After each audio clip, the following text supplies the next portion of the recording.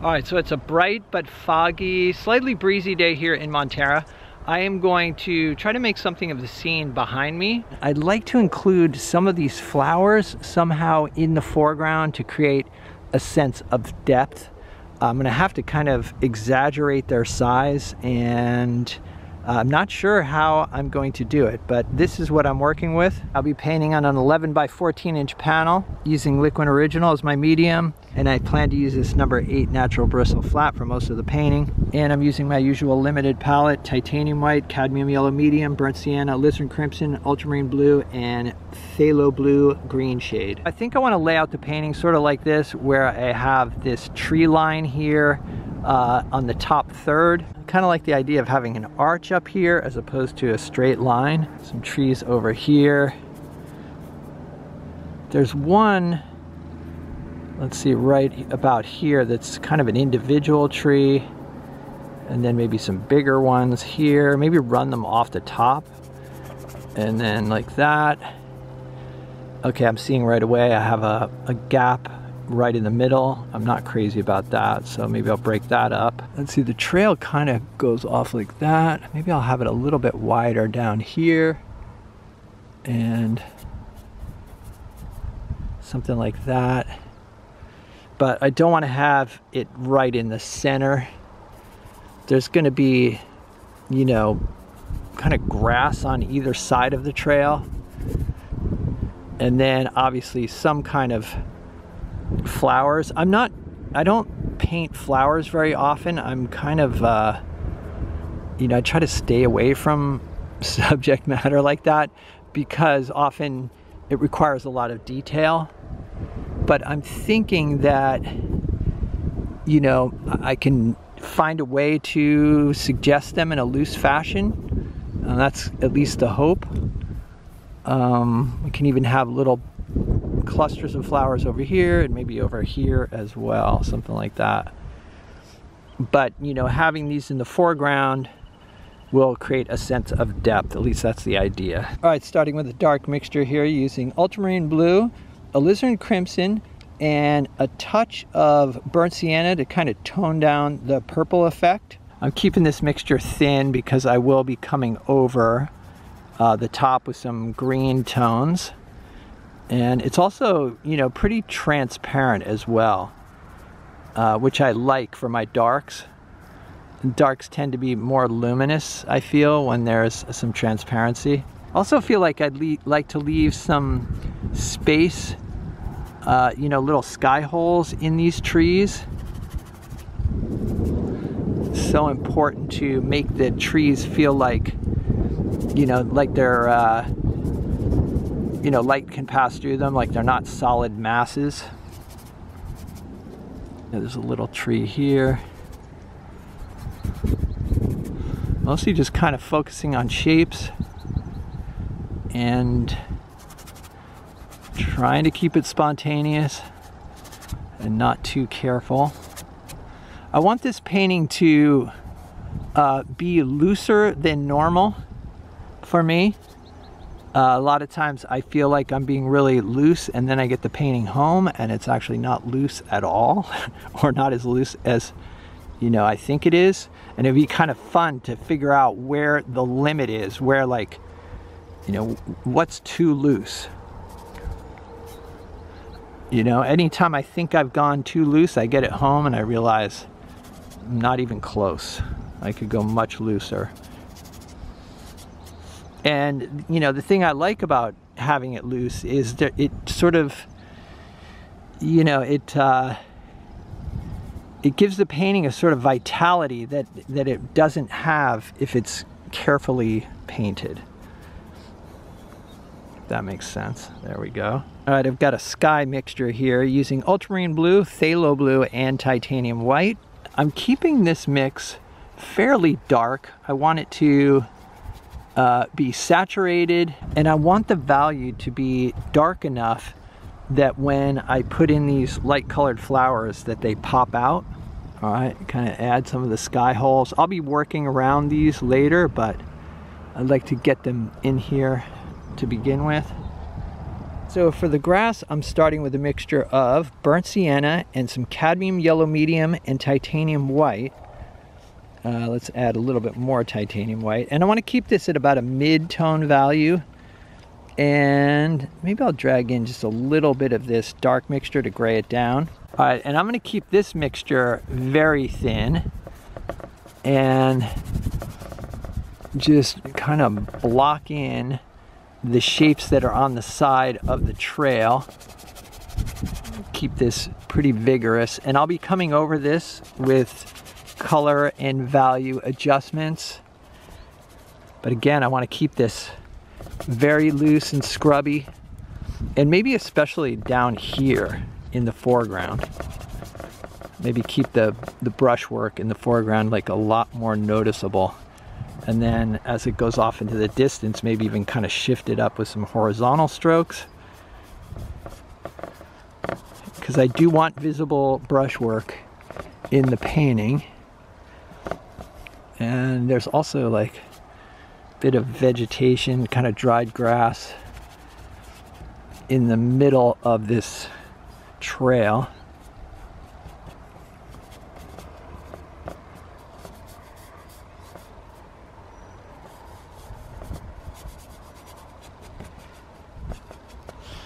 Okay, there we go. I like how irregular the trail is on this side here, but I feel like this line on the left side of the trail is a little bit too, maybe just a little too clean and perfect. Maybe erase a bit of,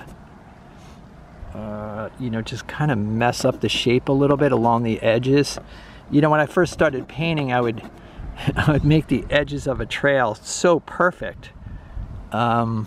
But obviously that's just not how they are. I think that looks better. All right, so I've got some titanium white here, and I'm pulling some of this yellow ochreish kind of mixture into it, and also using some of this dark mixture here to gray it down a bit. There's some sort of cooler bits along the trail, so I'm gonna put those in first. And then I will come back and you know, look for some warmer variations within the trail, but for now I'd like to get these cooler, darker tones in. Always looking for, you know, warm, cool relationships. Okay, I've got a mixture here of titanium white and cadmium yellow medium. All right, I want to experiment before I go any further just to see if this is actually going to work. Just add some of these, you know, like tops of these flowers in the foreground, maybe a few in the mid-ground, and also maybe out here, although less contrast on the flowers in the distance. Maybe even try to make them specific shapes. Okay, I think that could work. Maybe even have some that are kind of a mid-size over here.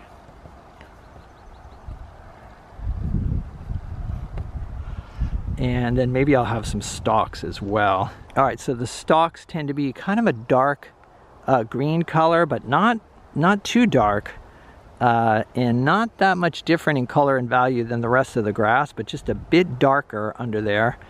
So I think what I'll do is try to, you know, add some of those dark areas, and then I'll reapply the light tops of the flowers. All right, so just kind of wipe down those flowers. I'm still not convinced this is gonna work, but I do love playing around with different ideas and experimenting. All right, I mixed up a bit more of this yellow ochre color here. Put some more brush strokes back in this area here, and then over here as well.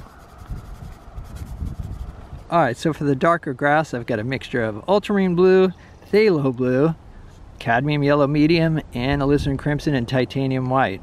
Actually, and a bit of burnt sienna, so I've got every color on my palette in here. I'm gonna try to suggest some stalks as well, kind of dark up here. And I want these patterns of darker green to be, you know, sort of interesting. I want them to be unified too. So in other words, this shape here, I want this shape to be an interesting shape, I don't want just like broken up, you know, bits of green, like say here and here and here. If I'm gonna have green out in the distance like that, I want it to be its own interesting shape that hopefully does something that helps the composition. So maybe something like that out in the distance. And then more visible strokes in the foreground, and then maybe some smaller visible strokes that become less visible as they go off into the distance. Again, thinking in terms of unified shapes.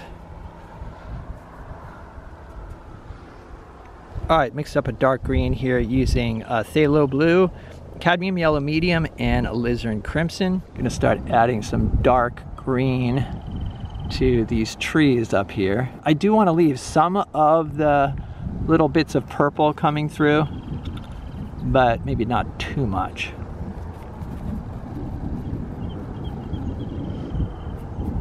And I feel like I might want to add a little bit more darkness to this here, so maybe some ultramarine. All right, so adding ultramarine into the mix here. It's a little bit darker. Still trying to work quickly, keep the brush moving,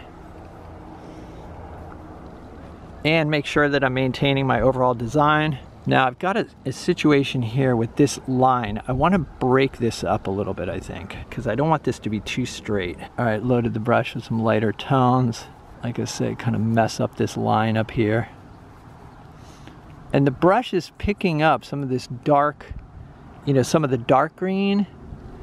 And I might add just little suggestions of darker areas out here. But again, I don't want to, you know, I got to be careful not to get too detail oriented.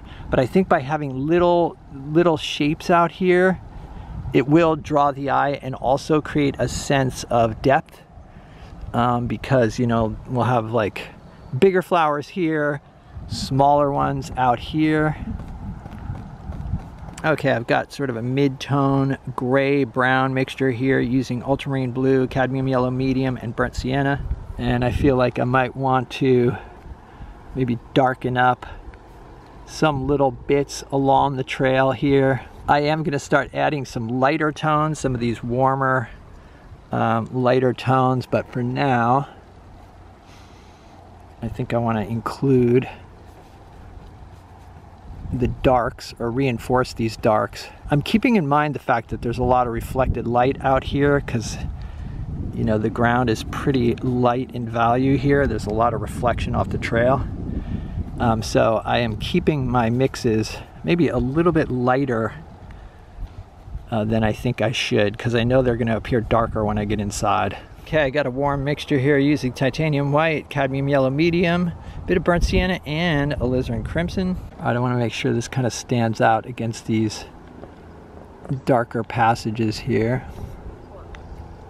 At this point, I'm going to try to start making brush strokes that are sort of more intentional. Maybe a little less scrubby, a little more loaded. All right, a mixture of cadmium yellow medium and alizarin crimson. Sort of an orange mixture here. I've also got titanium white in here. I want to have some warm notes or passages here in the foreground, and then have it progressively get cooler as it goes into the distance. Again, using now using color to, you know, it's kind of atmospheric perspective actually. You know, the idea that the warmer colors turn bluer and cooler as they get off into the distance. So kind of punch up some of the warmth, you know, artificially pumping up the warmth here to create depth. All right, and I'm going to add some titanium white, which will cool this down. And I have to say, this kind of painting has become, you know, really enjoyable. And what I mean, the type of painting is like this experimental painting where I don't really know what I'm doing, but I'm just sort of trusting that I'll figure it out as I go along. You know, the key thing is still the same. I'm trying to keep the shapes simple, keep the composition simple. You know, it's nice having these dark trees up on the horizon here because these sort of anchor the painting. The rest of it is all pretty light in value. Up here, I think I'm going to add maybe some darker green so that it almost looks like the trail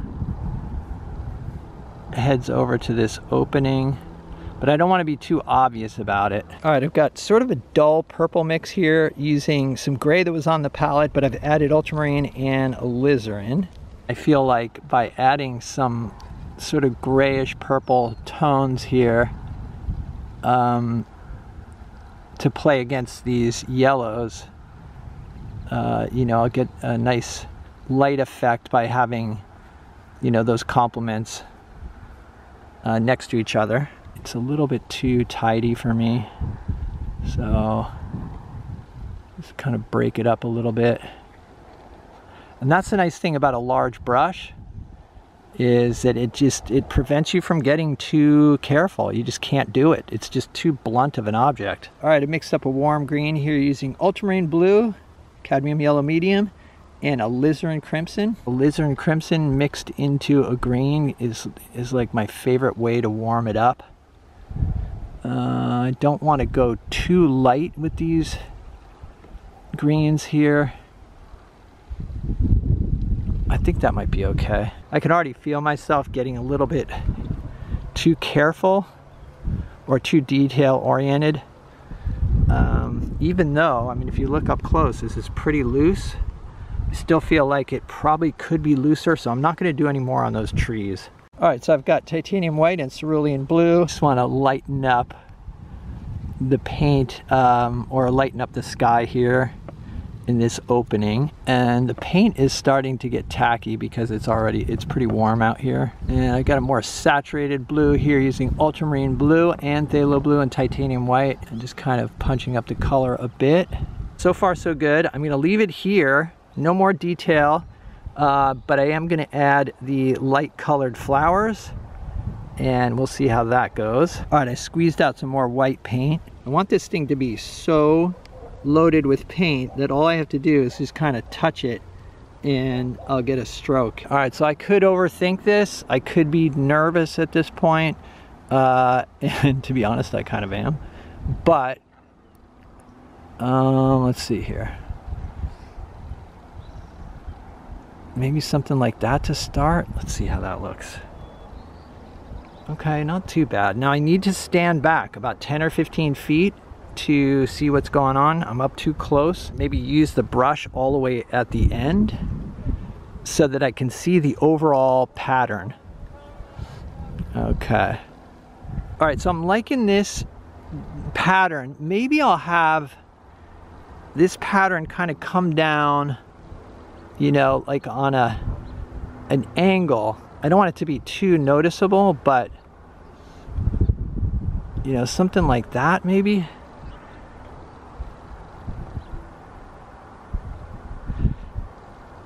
Now I've made another mixture for the flowers that are a little bit more in the distance, and I've added some blue, kind of pushing it a little bit towards green, but kind of graying it down, so it's, and also, you know, darkening it a bit because I want to push those flowers back. I'm also going to keep the size of these flowers smaller, maybe even join them together a little bit more. Another green mixture here using ultramarine blue, alizarin crimson, and cadmium yellow medium, also some titanium white. Reinforce some of the darks under these flowers. Maybe even a bit over here as well.